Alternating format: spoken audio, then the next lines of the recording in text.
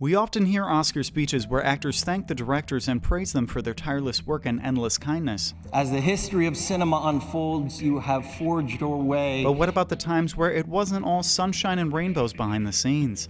What about the times when they were short-tempered, uncivil, and sometimes downright cruel? In this video, we are counting down the top 10 directors who may be legendary in their craft, but on set are a nightmare to work with. Number 10. Michael Bay. Known for his explosive and over-the-top action sequences in his films, you may or may not be surprised to learn that director Michael Bay is a bit of a hothead. Former stars of his Transformers franchise Megan Fox and Shia LaBeouf have both been fairly outspoken against his actions on set. LaBeouf reporting that Bay would regularly yell at him to stop listening to music while he was preparing for a scene, which eventually led to a fistfight between the two. Megan Fox had even harsher words, saying, "He wants to create this insane, infamous madman reputation. He wants to be like Hitler on his sets, and he is." This has to be all grips on hand with this thing. It is not to move under the tail. You understand me? Yes, sir. All right, am I very clear? Yes. Good. And to summarize it perfectly, after Michael Bay fired Megan Fox from the Transformers franchise, he referred to her as a small speed bump. Ouch. Number 9. Lars Von Trier. Continuing on with our director trend is next on our list Lars Von Trier. The famous independent film director is known for his awards and brilliant work on movies like Dogville, Breaking the Waves, and Dancing in the Dark, but is often openly hostile specifically to female actresses. Icelandic singer Björk's experience with him was so bad that she vowed to never act again. Actor Paul Bettany said working with him was a hideous experience, you were just his puppet. And lastly, Nicole Kidman, when working on Dogville, would reportedly go on long walks with the director so she could have screaming matches with him away from the public eye. But all this is not very surprising for a man who has openly sympathized with Hitler.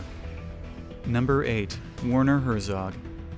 While known for being a nice guy most of the time, it's the strict attention to authenticity that lands Werner Herzog on our list. While filming Wrath of God, Herzog got a little too wrathful himself when he threatened his friend Klaus Kinski that he would shoot him if he left the set. During the filming of Rescue Dawn, he refused to let stunt actors perform the more dangerous sequences. So actor Christian Bale himself was submerged underwater and forced to gasp for breath, as well as later being dragged behind a buffalo, all for authenticity on camera. And to top it all off, during the filming of La Soufriere, Herzog forced the crew to film on a small island of Guadalupe, even though it had just been evacuated because of an active volcano nearby. Maybe he was just a little early to the set of his 2016 movie, Into the Inferno. Number 7. David Fincher. Another director on our list known for his attention to small detail is none other than David Fincher. It is well known that Fincher will call for multiple shots over and over again and then just delete the previous 10 takes. He even once deleted hours of footage in front of one of his actors just so they would authentically cry. And although he has 5 Oscar nominations under his belt, the price you pay for his art sometimes comes at a weird cost: your own bladder. While filming 2007 thriller Zodiac, he's breaking the pattern. Glenna said you were a cartoonist. Oh, yeah. What are you doing at a gun range? actors Jake Gyllenhaal and Robert Downey Jr. reported going hours without being allowed to use the bathroom. In protest, Robert Downey Jr. started peeing in jars behind the scenes and leaving these jars of urine all over the set for Fincher to find. Talk about sending a message. Number 6. James Cameron.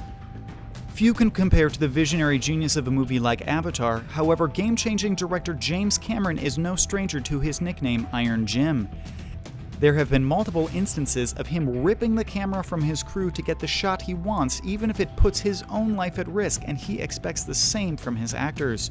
Ed Harris nearly drowned on set while shooting Abyss when he was dragged underwater with his helmet full of prop liquid. Several of the divers got chlorine burns on their skin during the filming, and even Cameron himself almost died from a faulty breathing regulator. And to top it all off, he's allegedly nailed crew members' phones to the wall because they were a little bit too distracting for his liking. Number 5. David ORussell. Moving right along is tyrannical director both on and off set David ORussell. One of his milder offenses was when he put fellow director Christopher Nolan into a headlock while yelling at him to release Jude Law from his contract so he could star in Russell's I Heart Huckabees, a film that eventually got shelved after the director regularly stormed off set and accosted actress Lily Tomlin. And yes, that is his milder offense. The more harrowing tale comes from the set of Three Kings when he threw one of the background extras to the ground in between takes.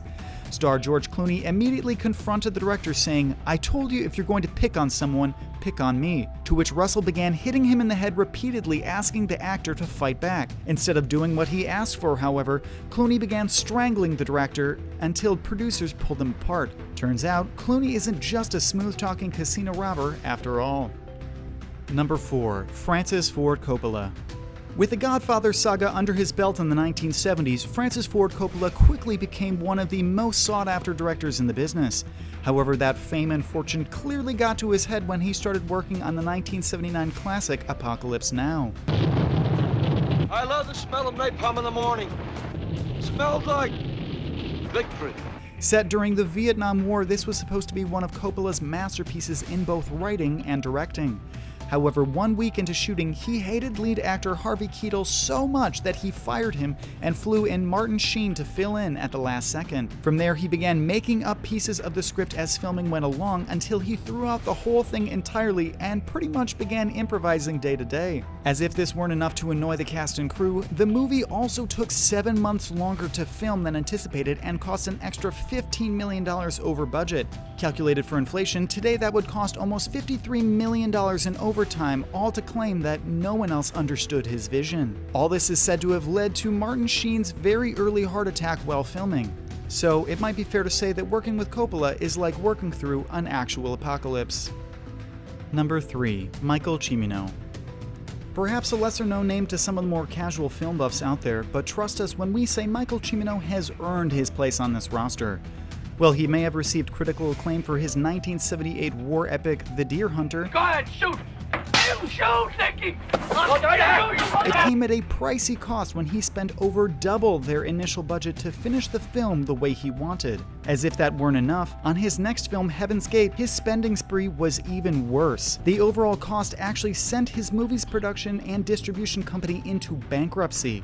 On set, he was known for not being careful with time and resources when he did things like spend an entire day's budget to get one single shot the way he wanted, and he kept cameras rolling for days on end in an attempt to get to 1.3 million feet of footage. Why so much film, you may ask? He was simply trying to beat the 1 million foot mark set by Francis Ford Coppola's Apocalypse Now.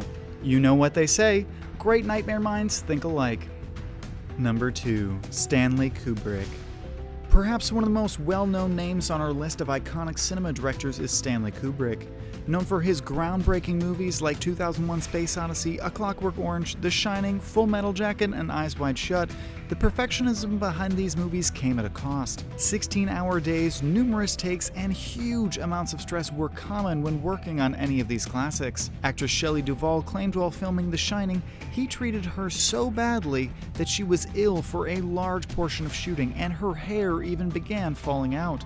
This has often struck fear among major actors in Hollywood whenever working on one of Kubrick's films. So much so that even during the filming of Eyes Wide Shut, Tom Cruise chose not to tell the director about an underlying ulcer that had developed for fear of what retaliation would ensue. Number 1. Alejandro Gonzalez Inarritu.